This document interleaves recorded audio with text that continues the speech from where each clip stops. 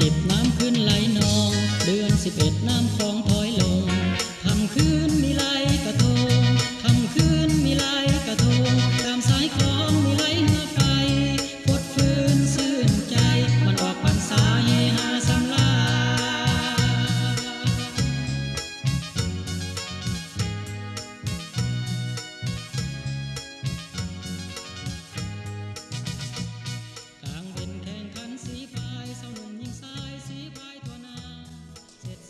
พาเที่ยวพาเพลินในระยะเที่ยวเมืองลาวขอพาบรรดาทาน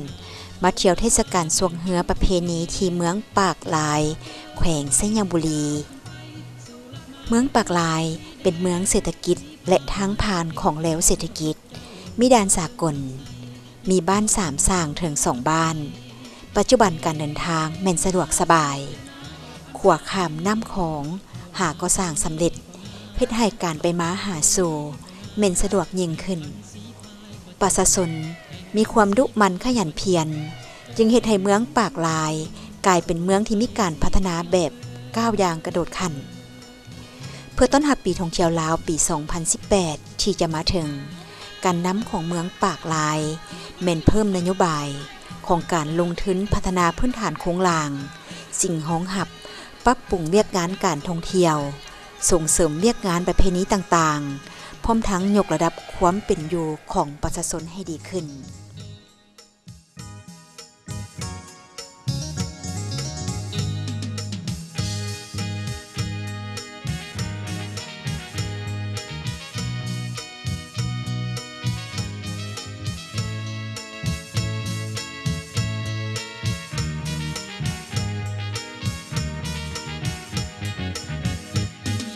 เป็นแข่งขันสีพายสนุมยิงสายสีพายทั่วนา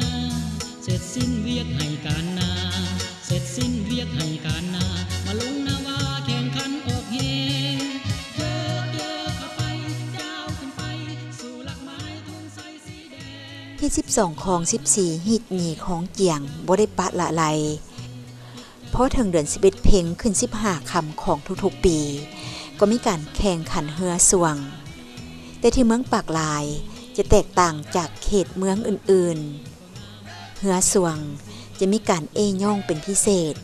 มีการประกวดขบวนเหืองามและเซิงสำหรับปีนี้มีเหือสวงเข้าร่วมทั้งหมดเพศหญิงจำนวน10ลำสำหรับเพศชายจำนวน11ลำเพื่อเป็นการปฏิบัติค้ำควรของเมืองที่กล่าวไว้ว่าสร้างเมืองปากลายให้กลายเป็นเมืองผลิตกสิกรรมเป็นสินค้าอุตสาหกรรมปรุงแต่งกสิกรรมที่ทันสมัยติดกับการบริการทางผ่านและการท่องเที่ยวที่เป็นมิตรกับสิ่งแวดล้อม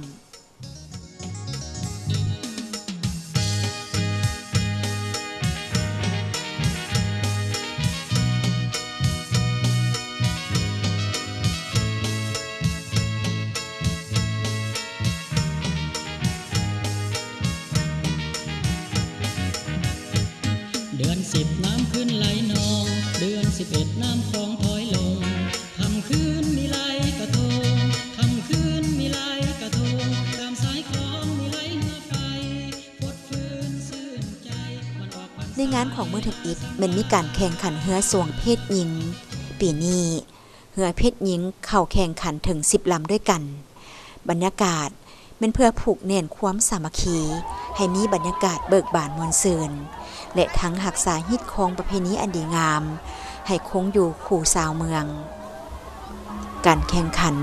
ทินสมทินเสียเป็นให้กำลังใจสีพายทั้ง10ลำด้วยความมวลซื่น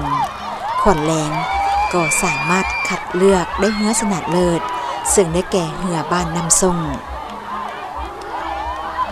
หลังจากเหือเพศหญิงคัดเลือกผ่านไปในวันที่1แล้วมื้อที่2เป็นมื้อเปิดฉากของการแข่งขันเหือสวงเพศชายซึ่งปีนี้บ้านเจ้าภาพก็คือบ้านสีสว่าง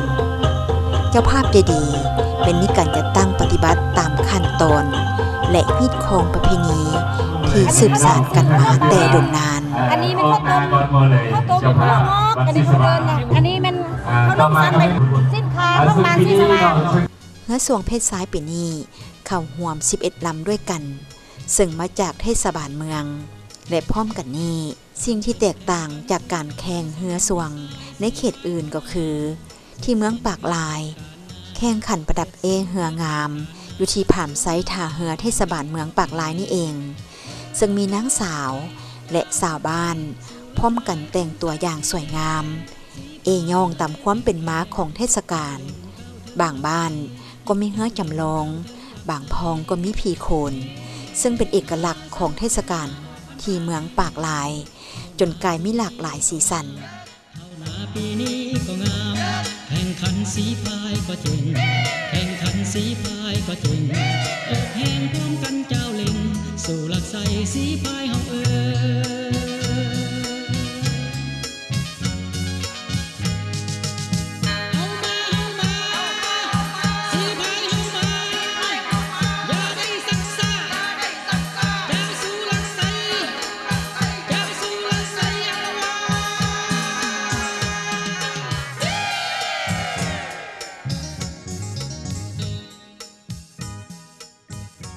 ภายหลังเต้าโหมขบวนแล้ว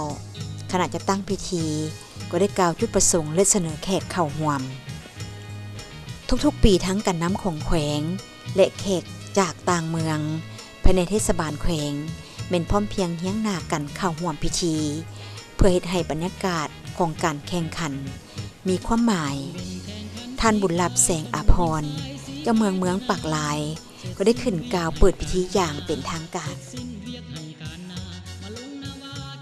การนำภาครัฐและที่มีเกียรติท่านยิ่งท่านชายที่มาจากต่างเมืองต่างแขวงต่างประเทศตลอดถึงพ่อแม่ประชาชนที่มาจากบรรดาเมืองอ้อมค้างทางภายในและต่างประเทศเข้าสู่พิธีเปิดงานเทศกาลบุญออกพรรษาปะโบราณและแข่งขันช่วงเรือประจำปีพ.ศ. 2560ที่เมืองปากลายอย่างเป็นทางการ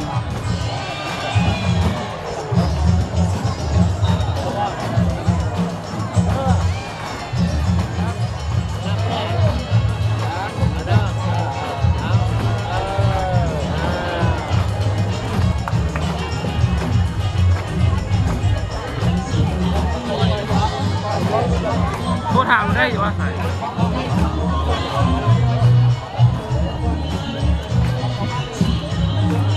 เข้าบ้านบอกเขา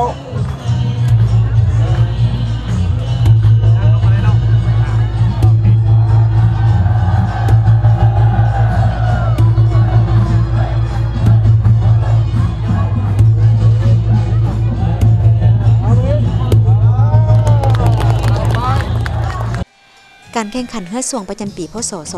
2560 ปีนี้พิเศษเม่นมีเฮือเพื่อนบ้านเข้าร่วมแข่งขันและเปิดหน้าน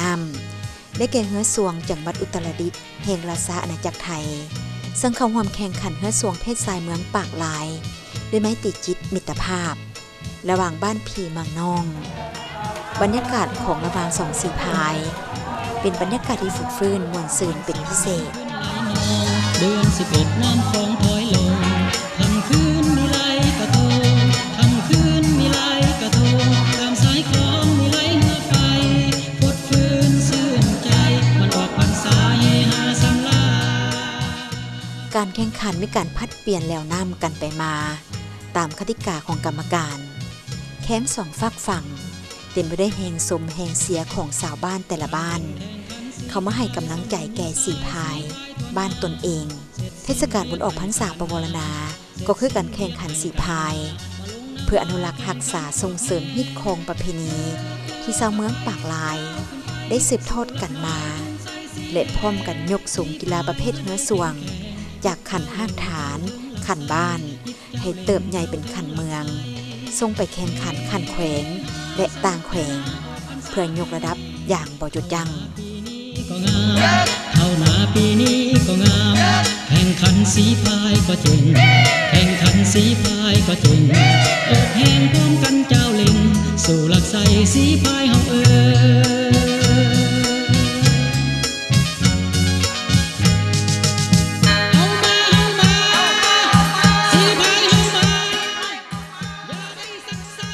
อีกด้านหนึ่งก็เพื่อผูกแน่นความสามัคคี สร้างเงื่อนไขเพื่อยกระดับให้กลายเป็นเทศกาลท่องเที่ยวเพื่อต้อนรับปีท่องเที่ยวที่จะมาถึง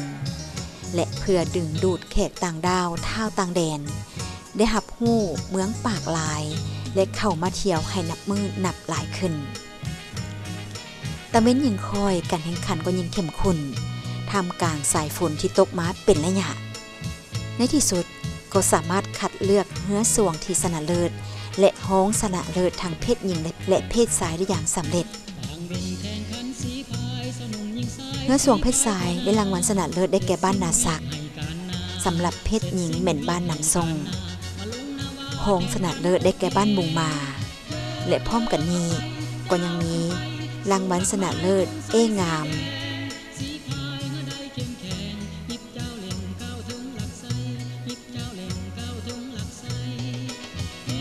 สำหรับการแข่งขันเนื้อสวงประจำปี 2017 ที่เมืองปากลาย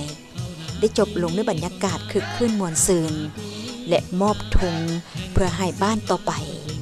ได้เป็นเจ้าภาพในปี 2018 ที่จะมาถึงประเพณีอันดีงามเช่นนี้จะอยู่เคียงคู่กับชาวเมืองตลอดไปเมืองปากลายยังมีอีกหลายเทศกาลที่น่าสนใจชาวเมืองมีไมตรีจิตมิตรภาพโอบเอื้ออารีต้อนรับแขกบ้านแขกเมืองเชิญบรรดาทานมาสัมผัสกับรอยยิ้มสาวเหนือที่นี่ยังมีหลายอย่างที่น่าค้นหาสิ่งหงหับเพียงพอสำหรับแขกที่ต้องการมาพักเซามาเหียนหู้วัฒนธรรมอันดีงามของชาวเมืองหับหงบาททานจะบ่ผิดหวัง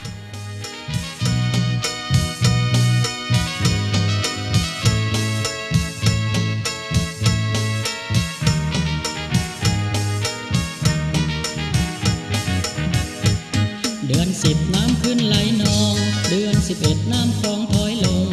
ค่ำคืนมีไหลกระทงค่ำคืนมีไหลกระทงตามสายคลองมีไหลเนื้อไฟฟดฟื้นซื่นใจมันออกพรรษานั่งครับปี7แล้วปีนี้เป็นปีแห่งมิตรเรามีความดีใจไล่ใจไล่ตื่นเต้นไล่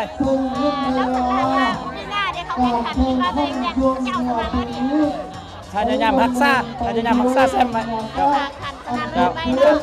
ถ้าเจ้าก็ต่างหน้านักที่ให้อย่างไรก็จะไล่ในขั้น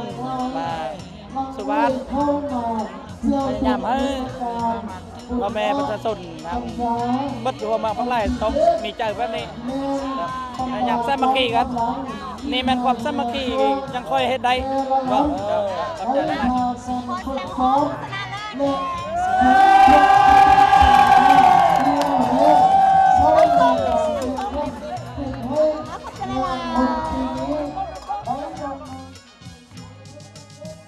คงมาเป็นปีที่3แล้วเนาะ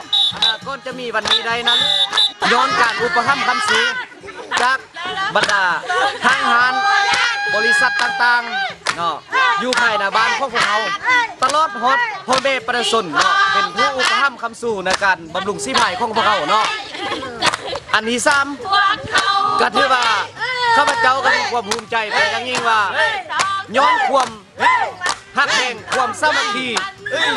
ทั้งคณะพรรคอำนาจการปกครองเนาะแล้วก็ทั้งบรรดานักกีฬาชีพายของพวกเขาเนาะที่เฮ็ดให้เต้าห่มเป็นก้อนเป็นกลุ่มแล้วก็ความสามัคคีอยู่ภายในหมู่คณะอยู่ภายในคณะพรรคอำนาจการปกครองการตามมหาชนทุกครั้งที่ได้ซุ่มเซิร์จึงเฮ็ดให้ได้ชัยชนะมามือนี้อย่างสมเกียรติ